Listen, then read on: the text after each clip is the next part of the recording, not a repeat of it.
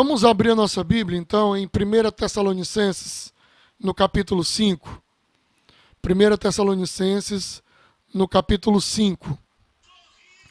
Vamos ver o que a palavra do Senhor diz aí. 1 Tessalonicenses, capítulo 5.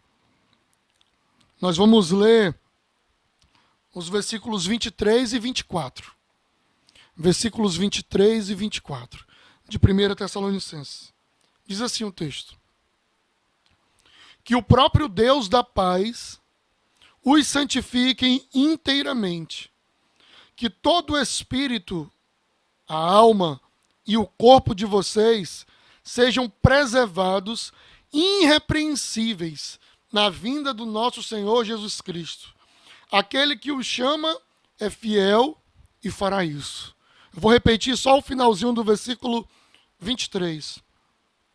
Que todo o espírito, a alma e o corpo de vocês sejam preservados irrepreensíveis na vinda do nosso Senhor Jesus Cristo.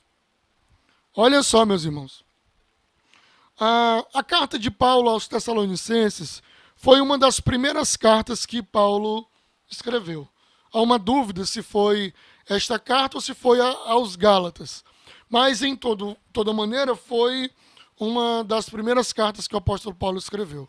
Ele, nesse texto que lemos, ele fala sobre a importância de nós conservarmos íntegros e irrepreensíveis o corpo, a alma e o espírito. Quando nós estamos falando da palavra do Senhor, e eu sei que gera uma discussão sobre como é a formação do homem, né? Se o homem é formado de corpo, alma e espírito, ou se ele é formado somente de corpo e espírito, né? Há uma discussão teológica sobre isso. E aí você vai dizer, não, é corpo, alma e espírito, porque ele está dizendo aqui, o Paulo está dizendo. Meus irmãos, a minha opinião é que é corpo, alma e espírito. Porém, eu não posso me basear simplesmente aqui nesse texto, porque esse texto não é um texto científico. O apóstolo Paulo não estava aqui detalhando de como é que a formação do homem, não era essa a intenção. Mas quando ele escreve aos Tessalônicos, ele está falando da importância de mantermos íntegros e irrepreensíveis a nossa vida como um todo. O corpo, a alma e o espírito. Aqui, para quem entende com essa divisão, o corpo, essa nossa matéria, a alma, as emoções, os sentimentos, e o espírito sendo a presença de Deus, a imagem de Deus, que nós iremos um dia retornar para Ele. Mas, meus irmãos, o povo aqui de Tessalonicenses, eles tinham muita dúvida a respeito da segunda vinda de Cristo. Inclusive, se você tiver dúvidas sobre como vai ser a segunda vinda de Cristo, leia a carta de 1 Tessalonicenses, de 2 Tessalonicenses, porque a grande dúvida deles era sobre isso. E ele escreve muito sobre isso. E aí o texto diz aqui uma maneira de manter íntegro, irrepreensível, corpo, alma e espírito. E, irmãos, é extremamente difícil fazer isso. E nos últimos dias, nós temos visto muitas pessoas adoecerem e desenvolvendo ansiedade, pânico, angústia. Nos últimos dias, nós temos visto muitas pessoas sofrendo, às vezes chorando do nada. Chorando sem motivo. Chorando sem uma razão, assim que queria dizer por que eles estavam chorando. Eu não estou falando nem de um motivo sério, não. Como, por exemplo, assistindo o episódio quando o Chaves vai para Acapulco. Ali que qualquer um chora. Até o meu amigo Rui, diante de um episódio daquele, ele chora. Eu não estou falando disso, não. Eu estou falando que, às vezes, né, essa ansiedade de como as coisas vão se resolver, dos problemas e tantas coisas, nós acabamos adoecendo a nossa vida. E hoje a minha intenção não é fazer a exposição aqui de Tessalonicenses, inclusive eu quero pregar sobre o texto de Tessalonicenses na semana que vem, mas a minha intenção é falar sobre a importância de manter íntegro e de manter irrepreensível a nossa vida como um todo. E como está a tua vida? Como está o teu coração? Como está a palavra de Deus na tua vida? Como está o teu sono? Como está o teu descanso? Irmãos, para a gente conseguir manter a nossa... Eu vou falar hoje sobre a mente, sobre a alma. Eu gostaria de perguntar para ti, como está a tua mente? Como andam as tuas emoções? Como anda a tua alma? Sabe por quê? Porque todos nós passamos por momentos difíceis. Todos nós passamos por dificuldades. Todos nós enfrentamos luta. Então o problema não está nas lutas e nas dificuldades, mas está da maneira em que conseguimos lidar com os eventos negativos que acontecem conosco ao longo da nossa vida. Como você está lidando com esse período de quarentena, de isolamento? Como você está sobre a possibilidade do teu emprego? Não sei como é que anda. Alguns irmãos nossos têm já o seu salário sido altamente afetado. Não sei. Como você anda diante de tudo isso? Porque nós passamos por aflições e enfrentamos lutas. Por exemplo, Jesus, lá no Getsêmani, em Lucas capítulo 22, versículo 44, a Bíblia diz que ele estava angustiado. Mas a angústia dele não era qualquer angústia. A angústia de Jesus era tão grande que os seus poros dilataram e junto com o suor estavam saindo gotículas de sangue. Isso é possível? É. Se você for ver, olhando para o lado da medicina, existe um problema, uma síndrome chamada hematidrose. Hematidrose é um problema causado por um grau tão elevado de estresse, tão elevado de angústia, que pode haver a dilatação dos poros e junto com o suor sai sangue. Jesus passou por isso no Getsêmani. Jesus, hein? Davi, lá no Salmo 23, ele diz assim: ainda que eu ande pelo vale da sombra da morte. Imagina o que é o vale da sombra da morte. Davi, o homem segundo o coração de Deus. O apóstolo Paulo, lá em 2 Timóteo capítulo 4, versículo 16, ele diz assim: todos me abandonaram na minha primeira defesa.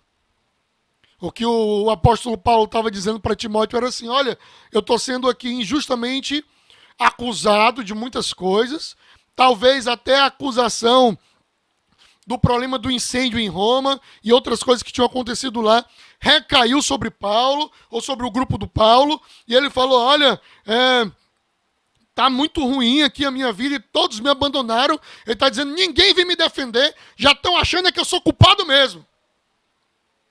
Paulo se sentiu abandonado, Jesus angustiado, Davi no vale da sombra da morte.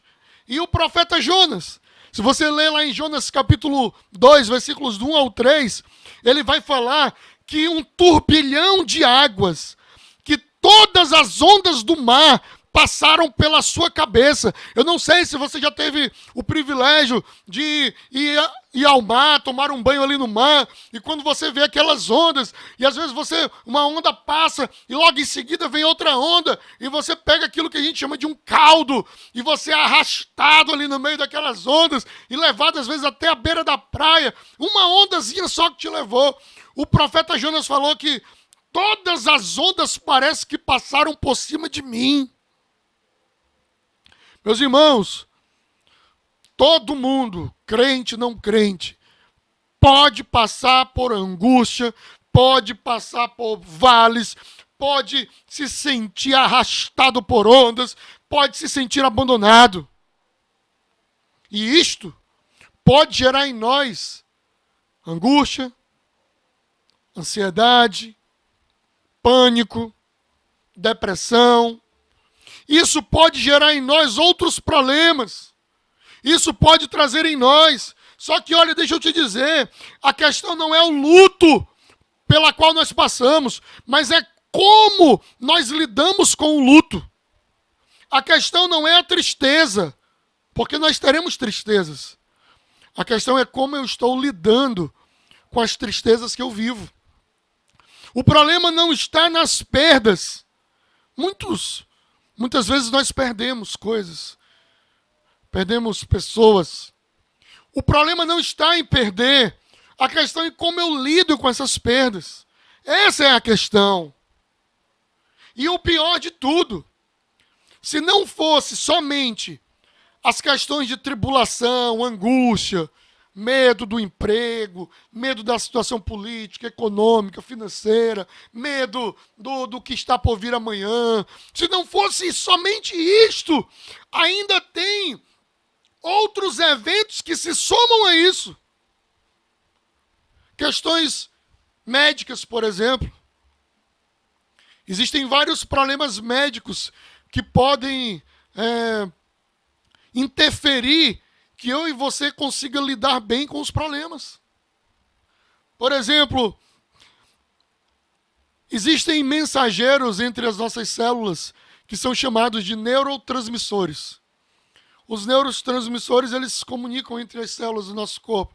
Nosso corpo é formado por diversas células. E às vezes, por uma questão de saúde aí, ou de falta de saúde, né, há uma escassez. Ou os neurotransmissores estão desregulados. E aí, isso pode causar um monte de problema.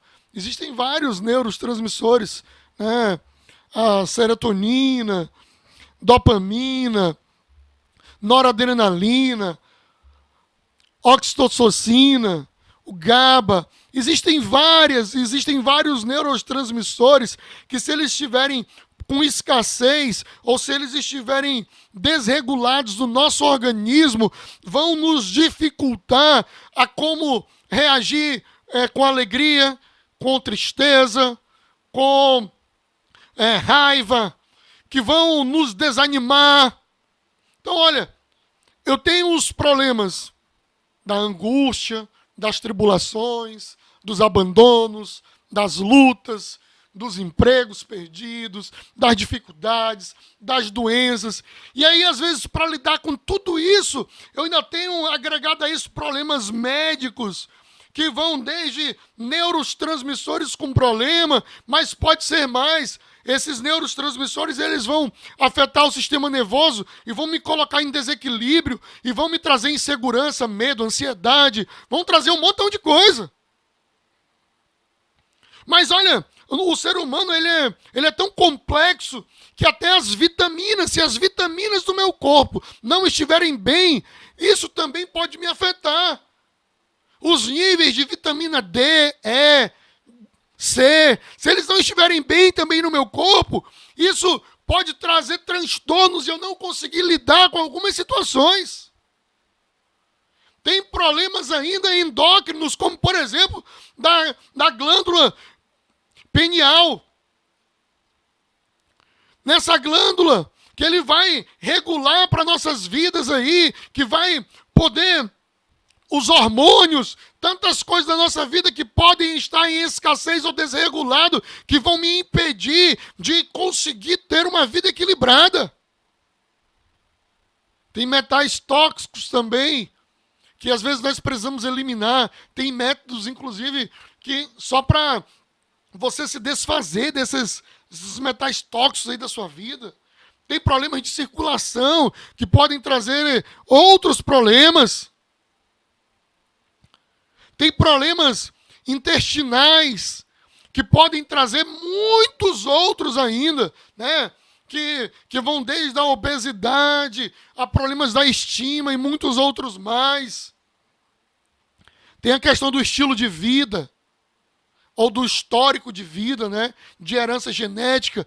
Enfim, meus irmãos, o que eu quero te dizer é que o texto lá de Tessalônica, capítulo 5, versículo 23 e 24, ele fala, olha, nós precisamos cuidar do nosso corpo, da nossa alma e do nosso espírito. E eu sei, e muitas vezes, meus irmãos, nós não estamos conseguindo manter o nosso corpo, a nossa alma e o nosso espírito de maneira irrepreensível. Nós não conseguimos manter ele íntegro, nós não conseguimos manter a nossa vida em perfeita harmonia. Podem ser os problemas, podem. Podem ser que eu não estou sabendo lidar com eles, pode. Pode ser questões médicas, pode. Pode somar todas elas, pode. E aí, meus irmãos, é por isso que nós precisamos, então, colocar a nossa vida diante de Deus, porque tudo isso, sabe o que acontece? A nossa alma fica abatida muitas vezes. E a pessoa às vezes está com a cara ali para baixo e ele não aguenta. E o pior, ele está com a alma abatida. E alguém pergunta para ele, por que tu está assim, meu irmão? Qual é o motivo? Aí você não sabe responder. Isso ainda é pior. Não sei por quê. Aí, na família, que você ia precisar da ajuda, a família se afrescura, rapaz, ele não quer nada. Só quer ficar deitado, dormindo. Só quer ficar parado aí. Aí você, que não sabia o motivo, já se sentia mal. Que queria o apoio da sua família, eles não estão vendo a perna quebrada, não tem nada sangrando, tá tudo normal ali com você, você tá bonitão aí, toda bonitona. Fala, é frescura. E a igreja? A igreja é o pior. Porque quando você vai falar para a igreja sobre isso, tem irmão que fala, irmão, você está precisando orar. Ele vai logo dizer que é falta de oração. Aí eu te pergunto, e Jesus que estava orando e ficou assim? A igreja já te enche de culpa. Você ficou mal porque você não sabia o motivo. Você ficou mal porque a tua família achou que era frescura e não te apoiava. Aí você foi para a igreja diz, ei, você tem que orar, rapaz. Tá lendo pouca Bíblia. Olha só. Que conversa de estar lendo pouco a Bíblia, se o apóstolo Paulo escreveu o Novo Testamento quase todo. E ele diz aqui, eu me senti abandonado. Esse é o sentimento que eu estou. A igreja vai falar, ei, você precisa ter mais fé. Porque se você tiver fé, você vai ser curado. Sabe por quê? Porque a igreja, às vezes, quer lhe tratar como o leproso antigamente era tratado. E aí você agora não sabe o motivo, você agora não tem o apoio da família, a igreja agora te encheu de fardo e agora você vai ficar doente e ainda vai ficar culpado. Tô doente, a culpa não é minha. Você entende? E é difícil, e as pessoas não querem, aí eu fico com a minha alma doente, me sentindo culpado. É porque eu não oro, é porque eu não leio a Bíblia, é porque eu não tenho fé, é porque eu sou fraco. Sem apoio. E aí sabe o que você começa a dizer? Você começa a falar assim, poxa, como o meu cônjuge é forte, olha, ele nem se abala. Ah, como a minha esposa é forte. Ai, como o meu marido é forte. Ai, como o filho do fulano é forte. Ele passa por isso, nem se abala. Não, é porque você está cheio de culpa. Não. Quando a Lorena era bem pequenininha, eu estava com ela aqui na área brincando, e ela estava sentadinha numa cadeirinha daquelas pequenininhas de criança. Por lá ela foi tentar descer da cadeira e eu estava ao lado, na frente dela, com as mãos estendidas para ajudar ela a descer da cadeirinha. Eu não sei o que aconteceu, mas ela, tentando sair da cadeirinha, mesmo com as minhas mãos estendidas, eu ali, ela caiu da cadeirinha, bateu a cabeça no chão, subiu um galo enorme na cabeça dela.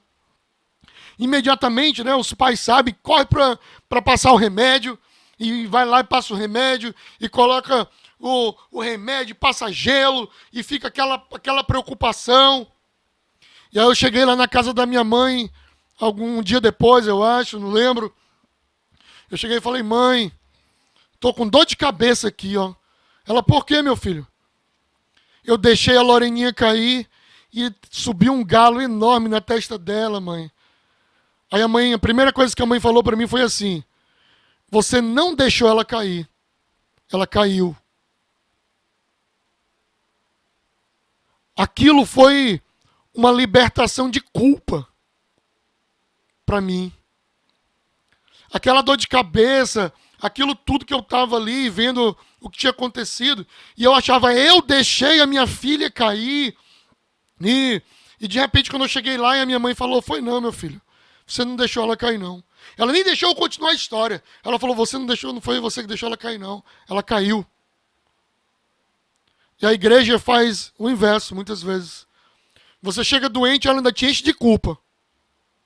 Eu estou doente, é porque eu não oro, é porque eu não tenho fé, é porque eu não leio a Bíblia, é porque eu sou fraco, é porque o outro é forte. Eu quero que, em nome de Jesus, te libertar da culpa. Eu não estou aqui para te colocar como inculpável. Não é nada disso. Talvez tenha coisas que você precisa mudar. Não é supressão de culpa, não é isso. Eu não estou aqui fazendo supressão de culpa. Não é isso. Não estou aqui fazendo supressão de dor. Não é isso. Olha, eu quero te dizer que, em nome de Jesus, que o que você pode estar passando, o que você pode estar vivendo, que às vezes nós não conseguimos lidar, que às vezes nós conseguimos, não nos sentimos fortes, às vezes enfrentamos tantas coisas, mas vem uma coisa e nos abala, e a gente chora, e a gente se desespera. Às vezes vem uma coisa e eu começo, eu fico desequilibrado. A culpa não é sua. A angústia muitas vezes é grande mesmo. Jesus sentiu isso. O abandono é grande. O vale da sombra da morte, às vezes nós sentimos. A culpa não é sua. A culpa não é sua. Em nome de Jesus. Pode ter causas médicas que têm que ser investigadas. Calma. Talvez tenham mudanças de atitudes que vamos precisar ter, mas eu quero te dizer, a culpa não é sua. Você não é fraco. Não é a sua mente que é fraca. Não, calma. Existem tribulações que são grandes. Você não é imundo por estar doente. Você não é menos crente por estar doente. Né? A gente vê até nessa época agora aí do coronavírus, e as pessoas às vezes se sentem imundas, né, por estar doente. Às vezes não querem nem dizer que eu peguei coronavírus, ou eu estou. Não, elas ficam, não. Você só precisa descobrir o que tem mordido a tua alma. E que tem mordido a tua alma há muito tempo. E que tem trazido dor para você há muito tempo. Ou descobrir aquilo que não tem te permitido vencer o luto. Que não tem te permitido vencer o medo.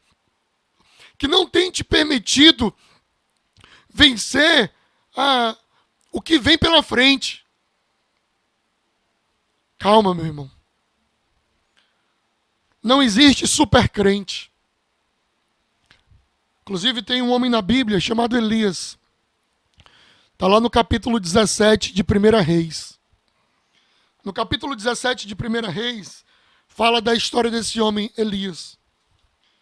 Elias, ele surge na história como se fosse um super-herói. Não se ouve falar de Elias em outra parte da Bíblia. Aí, de repente, no capítulo 17 de 1 Reis, aparece um cara que diz assim a palavra do Senhor. Elias, o tisbita, disse, não vai chover em Israel, segundo o meu nome. Olha só, o cara surge no livro de Reis, ninguém sabe nada, ele surge e ele só diz, olha, a partir de hoje não chove mais. E não tem nem esse negócio de em nome de Jesus. Não. Segundo o meu nome aqui não vai chover e acabou. Não quero nem dúvida se é Deus que está dizendo se não é. Eu estou dizendo que não chove mais a partir de hoje. Quem é esse cara, hein? Que surge parecendo um super-herói. Que surge do nada. Que surge, de repente nós não sabemos o que ele fez, como ele andou. Aí, se você continuar lendo no capítulo 17 de 1 Reis, a próxima pessoa que ele vai falar e confrontar, sabe quem é? O rei. Ele confronta o rei Acabe. Depois disso, ele confronta toda a nação. Depois disso, estava tendo uma crise política, econômica, estava tendo uma crise financeira, apostasia, um monte de coisa acontecendo. E ele profetizando e falando da palavra de Deus. E aí diz no capítulo 17 que Deus manda ele sair. E ele foi para um lugar que tinha um riacho. E os corvos iam lá todo dia deixar para ele pão e carne. Depois, em outro momento da vida dele, ele vai para uma cidade chamada Sarepta. E lá ele é alimentado por uma viúva. Estranho, né? Ele é alimentado primeiro por corvos, passarinhos iam alimentar ele. E o rio. Depois uma viúva. E quando ele chega lá para falar com a viúva, poderia ter sido uma viúva rica, mas não. Era uma viúva que não tinha nada em casa e que estava se preparando para morrer. Como é que Deus sustentou Elias através de uma viúva que não tinha nada, se preparando para morrer, e através de passarinhos? É porque quem sustentava Elias era Deus. Deus sustentava Elias. Então ele desafiou o rei, desafiou a nação, ele era alimentado por Deus, ele era sustentado por Deus, ele desafiou 450 profetas de Baal, sozinho. Sozinho ele desafiou 450 profetas de Baal.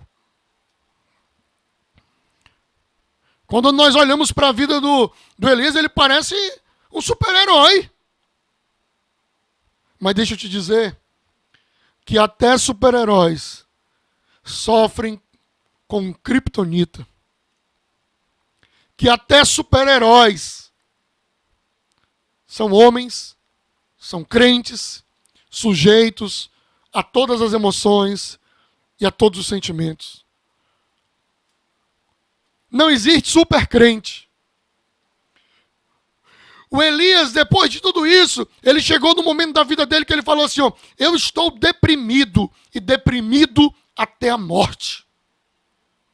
Como que um homem sozinho ganha de 450 profetas, desafia um rei, diz que não vai chover e não chove, diz que a chuva vem, que é sustentado pelo próprio Deus. Como que esse homem fica deprimido e com vontade de morrer?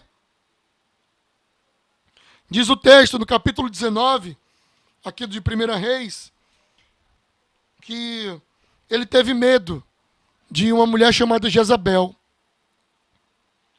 Jezabel era esposa do rei.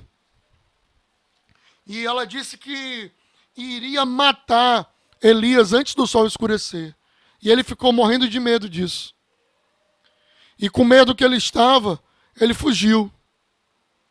E aqui no capítulo 18 ele diz assim, olha, capítulo 18, no versículo 3. Acabe convocou Obadias e o responsável, capítulo 19, versículo 3. Diz assim, Elias teve medo e fugiu para salvar a vida. E ele deixou o seu servo e entrou num deserto, caminho de um dia. Olha só o que aconteceu. O Elias, ele teve medo de Jezabel.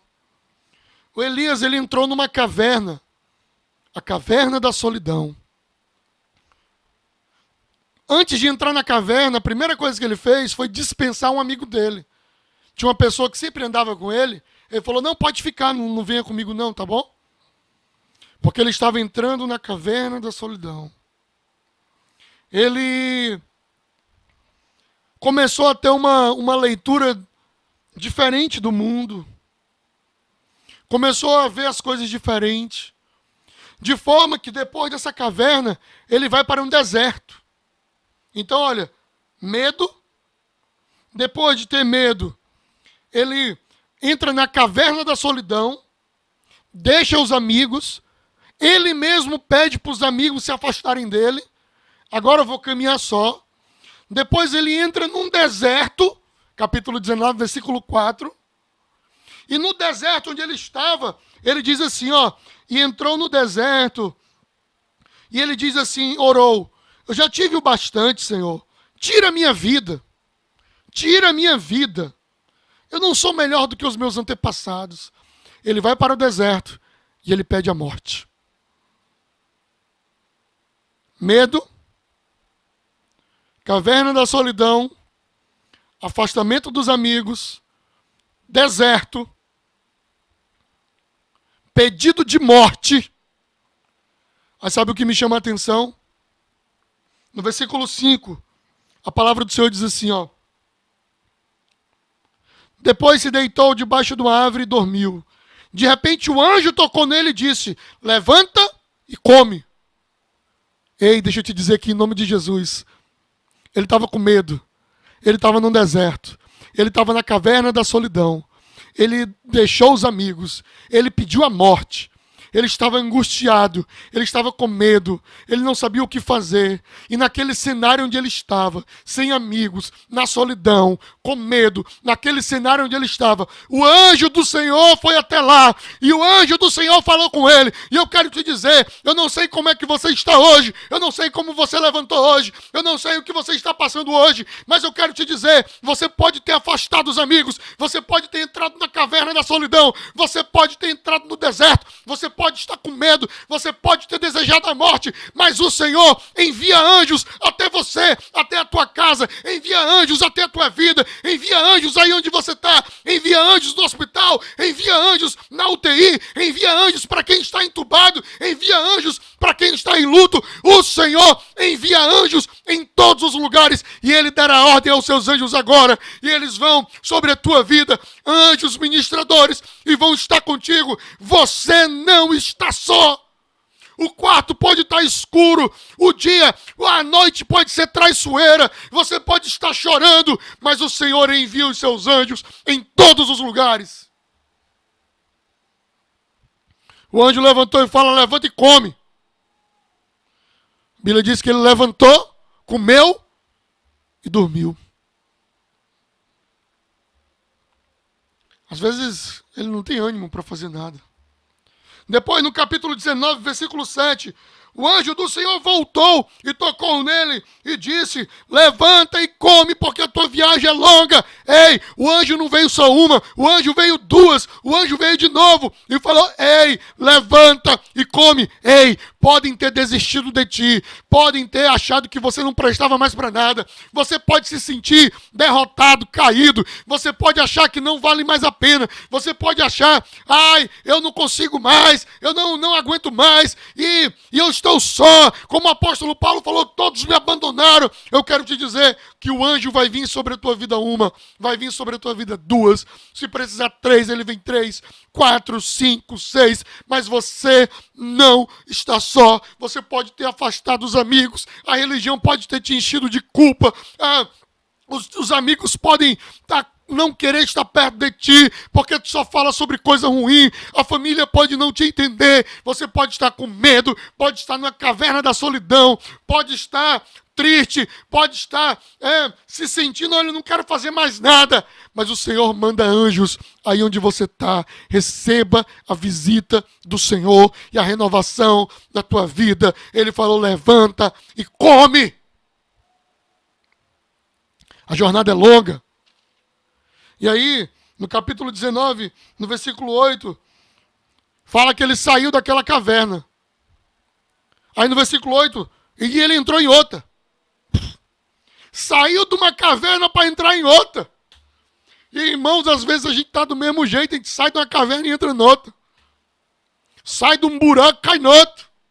Ele saiu de uma caverna para outra. Versículo 9. Ele entrou ali na caverna e passou a noite. E a palavra do Senhor veio a ele.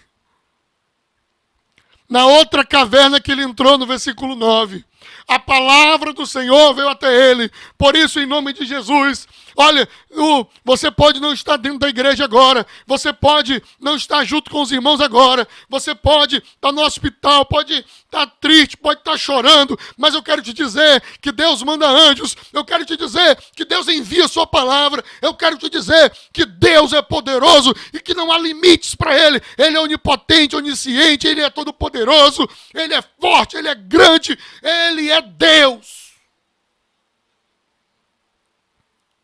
Era assim que o Elias estava se sentindo. E qual foi o tratamento de Deus para a vida do Elias?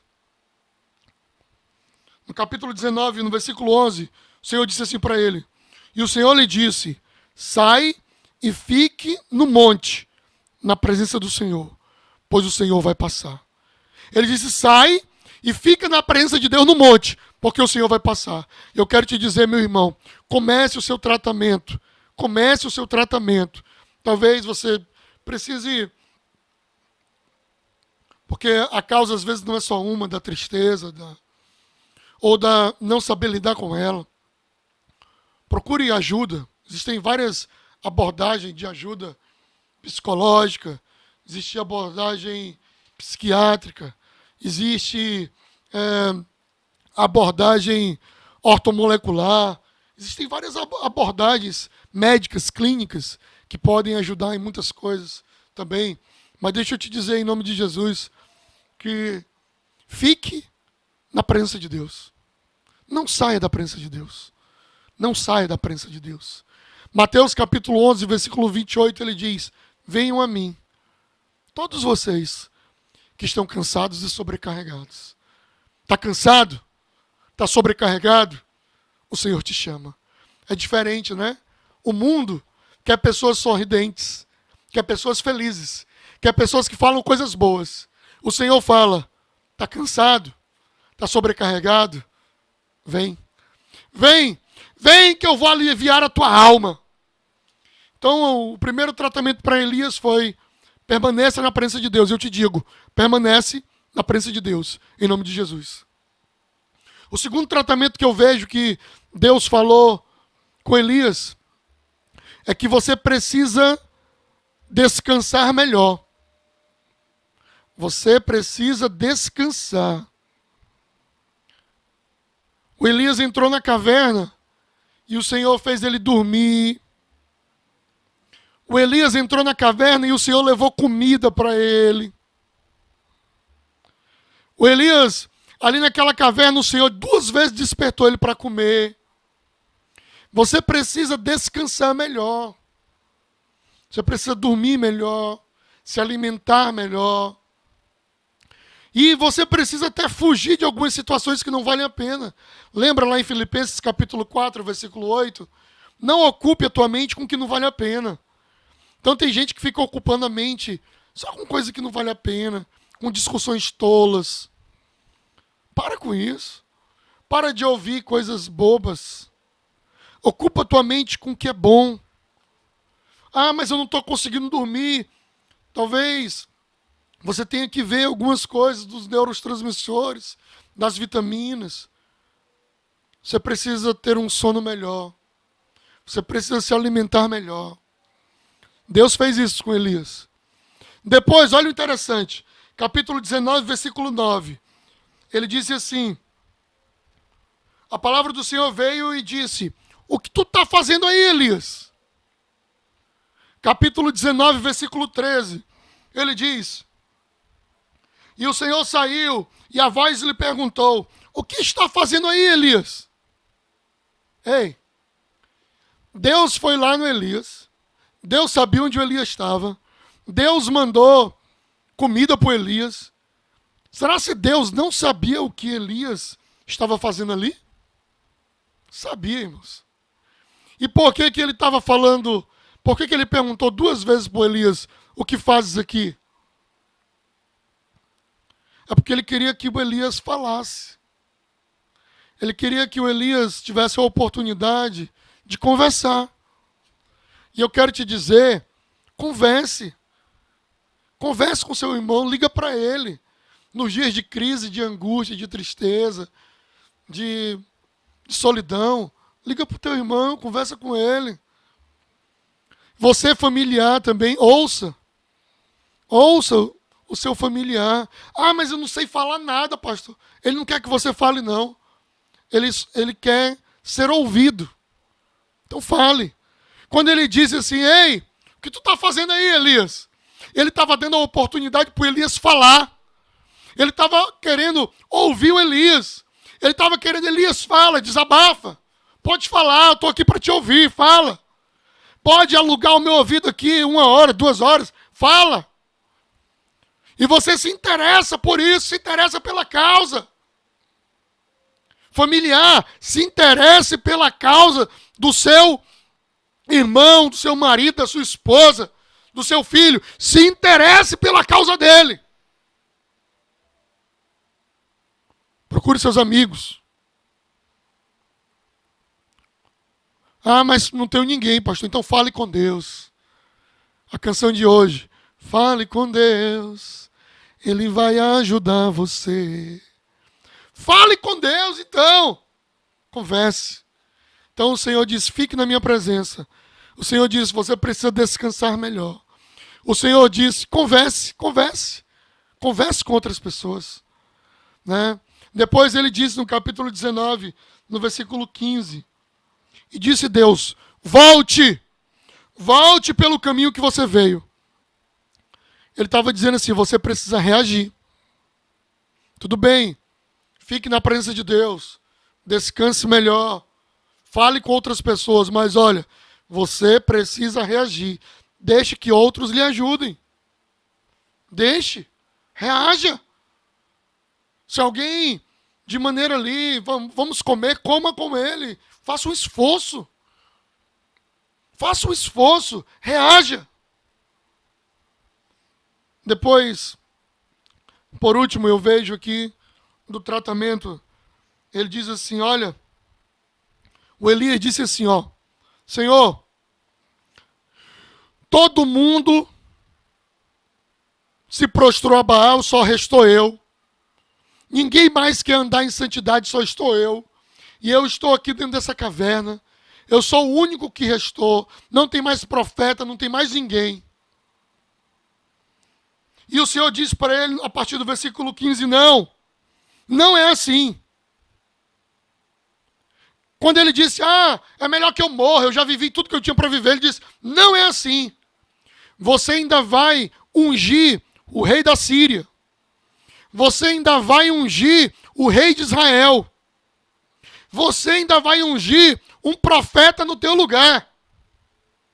O melhor ainda não veio. Sabe o que é? Deixa eu te dizer. Meu irmão, fique na presença de Deus. Descanse. Converse com seus irmãos. Converse com Deus. Você precisa reagir. E deixa eu te dizer em nome de Jesus.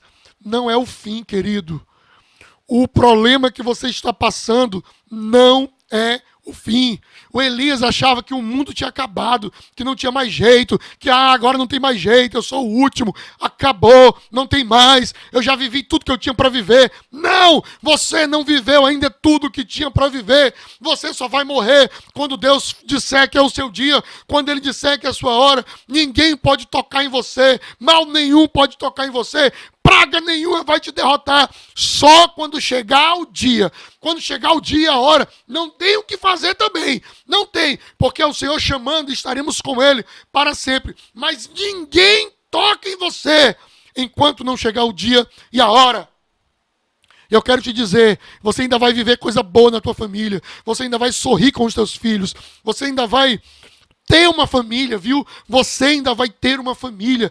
Deus ainda vai fazer grandes coisas. Ei, isso aqui são sinais, não é o fim. Não é o fim. Deus ainda vai fazer grandes coisas. Nós ainda vamos pregar esse evangelho juntos muito, viu? Ei, vamos evangelizar no Ayrton Senna, vamos evangelizar lá no loteamento Pantanal, vamos evangelizar em muitos lugares, vamos levar crianças lá do futebol, do jiu-jitsu para a presença de Deus. Vamos cuidar dos pacientes ainda.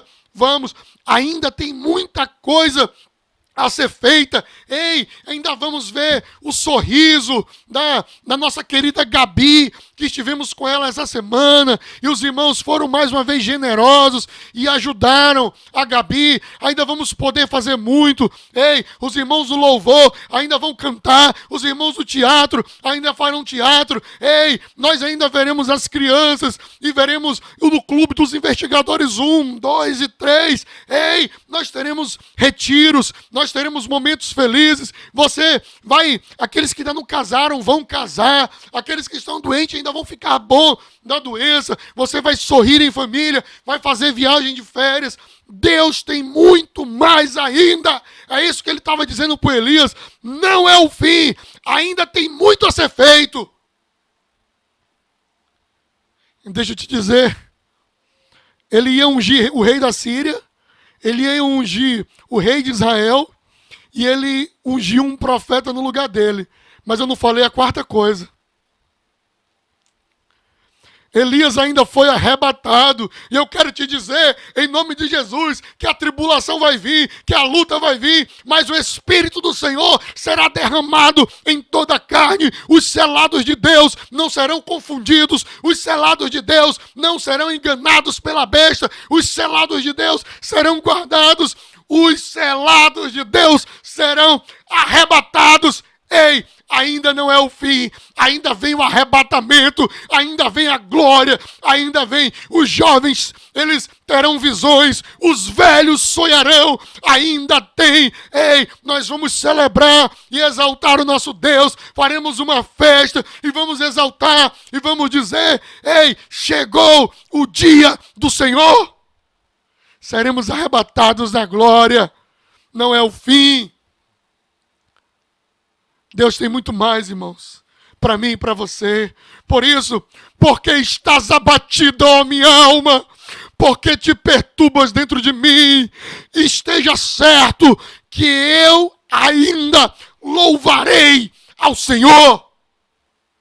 Você vai louvar ao Senhor, você vai exaltar o Senhor em família, você vai ter a sua família, você vai ter o cuidado, a saúde, a bênção do Senhor. O Senhor é Deus poderoso. No Salmo 94, ele diz assim, ó, Salmo de número 94, versículo 19, diz assim a palavra do Senhor: quando a ansiedade já me domina no ritmo, o teu consolo é alívio para a minha alma. O Senhor tem alívio para a nossa alma. No Salmo 34, no versículo 4, ele diz: o Senhor me livra de todos os meus temores. O Senhor é Deus poderoso. Fique na presença de Deus. Descanse. Aquieta a tua alma. Em nome de Jesus. Deixa coisas bobas para lá. Converse. Ligue para mim. Ligue para os irmãos. Converse com Deus. Você precisa reagir. Não se entregue. Ainda não é o fim. Ainda vamos fazer muitas coisas juntos. Ainda vamos celebrar muito. Ainda vamos exaltar muito. Ainda seremos arrebatados com o Senhor no céu, na glória que há de vir. O Senhor virá e Ele fará grandes coisas por mim e por você. Por isso, ele disse em Tessalonicenses 5, vamos manter corpo, alma e espírito, bens, até aquele dia. Mantenha o teu corpo e a tua alma bem, em nome de Jesus. No 24 do Tessalonicenses ele diz assim: aquele que nos chama é fiel e fará isto. A medicina ajuda muito. Existem muitas causas. Mas nós cremos num Deus que pode dar vida até um vale de ossos secos. Servimos a um Deus que é todo poderoso. Reúne aí a tua família, se você puder. Reúne aí a tua casa. E vamos orar em nome de Jesus.